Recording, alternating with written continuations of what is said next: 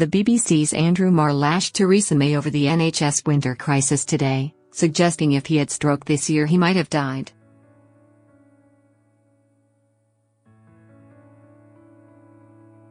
Marr said delays to emergency treatment were a life-and-death matter and recalled his own illness in January 2013 in an interview with the Prime Minister.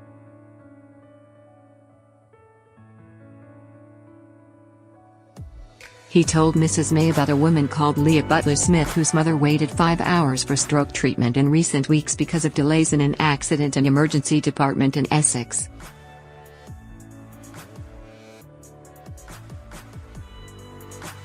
Marr said if he had been forced to wait for 5 hours for treatment he might never have survived the devastating stroke he suffered while on a rowing machine.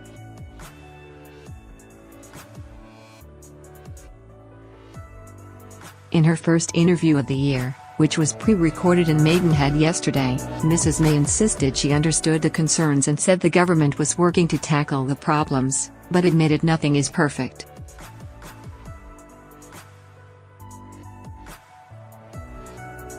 Marr told her, "If I'd been waiting for 5 hours before I'd seen a doctor after my stroke I would not be here talking to you."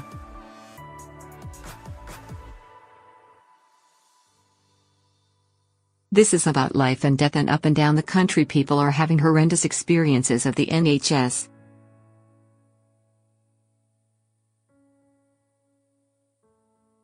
Where they say there's a plan or not, there is a real problem. Mrs May replied, "Well, obviously you've raised an individual case with me which I haven't seen the details of, and I recognize that people have concerns if they have experience of that sort."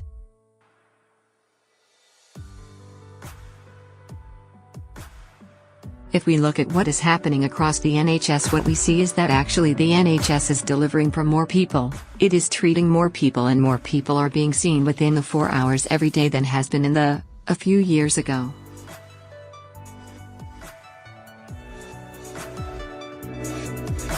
But of course nothing's perfect and there is more for us to do. Mrs May insisted the government had put more money into the NHS ahead of this winter.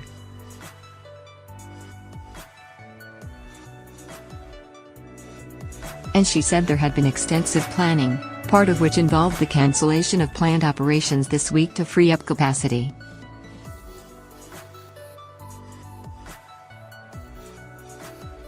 Both Mrs May and her Health Secretary Jeremy Hunt apologised for the cancellations this week, and she said today, "I was apologising for the fact that of course as we've seen some operations have been postponed and some people have been delayed in being admitted to hospital."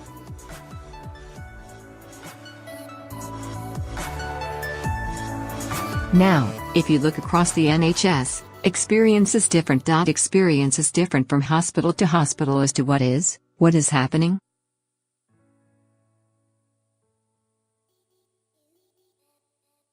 There are some hospitals where very few operations have been cancelled. Marr told the Prime Minister extra money put into the NHS was not nearly enough and the health service was undergoing the tightest funding squeeze in its history.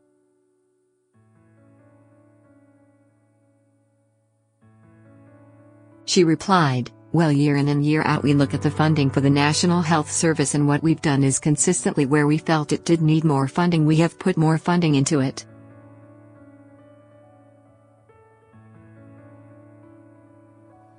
We put some extra money in for the coping with the winter pressures."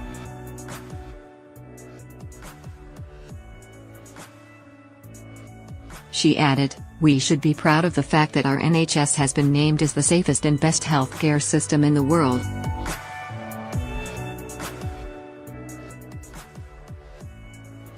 Is there more we can do? Yes, of course there is, and that's what the government will be doing.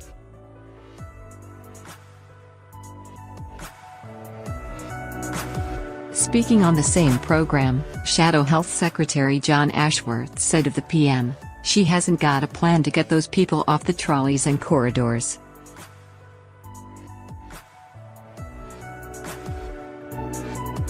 He added, "Her only plan apparently is to promote this health secretary. They should be demoting this health secretary."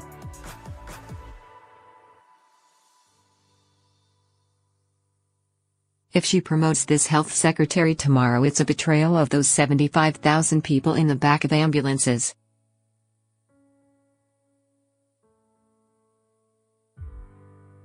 Raymond Horner, from Bishop Auckland, said he was shouting in pure agony in the A&E department at Darlington Memorial Hospital, as staff struggled to cope with the number of patients and the lack of available beds. A pensioner has told how he was forced to wait for a bed for 14 hours in A&E, in a stark illustration of the winter crisis gripping the NHS.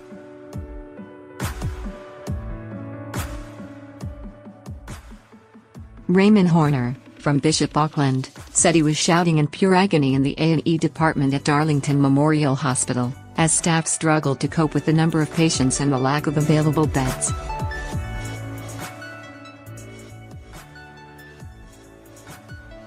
The family of the 84-year-old said the department was horrendously busy when they visited just before the new year, and said patients were having to sit on the floor as they waited to be seen by medical staff.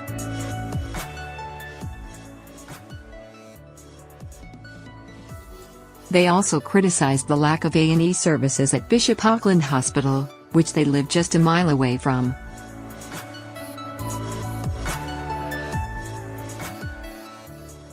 A spokesperson for County Durham and Darlington NHS Foundation Trust apologised for the delays patients have faced, while Bishop Auckland MP Helen Goodman described Mr. Horner's experience as very distressing.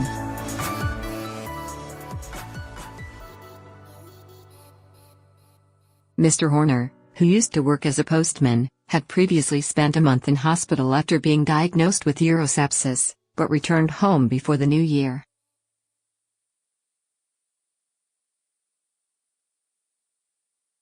However, he had to return to A&E last Friday, December 29 at 7 p.m. to have a blocked catheter changed, and had to wait 3 hours before he could be seen.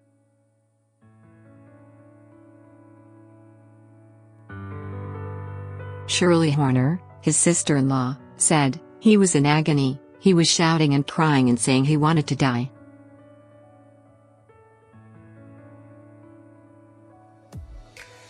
We didn't know what to do to help him. The staff at the hospital were brilliant, but they were so overstretched."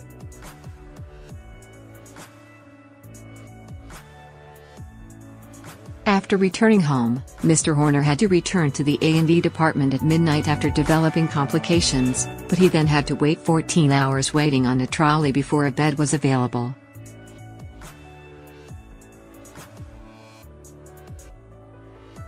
"Our NHS seems to be in the worst state ever. I used to be a nurse and I think it has changed for the worse," said his sister-in-law.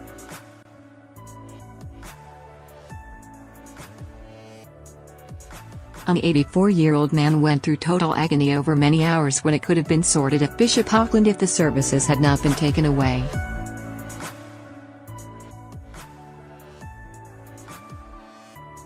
Despite living just a mile away from Bishop Auckland Hospital, the family were still forced to make 2 trips to the A&E department in Darlington.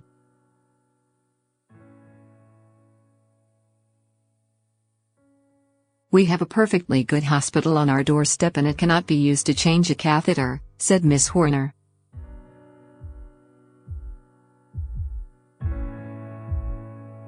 "It was a very good hospital, but now it is more or less gone."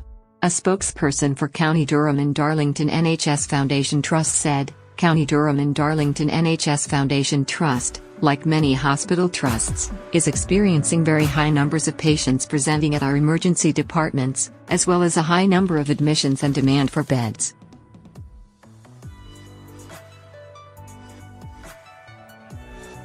Our staff are working incredibly hard to manage these pressures, but the number of patients we are seeing means that there have been longer waits in our emergency departments and in admitting patients to wards.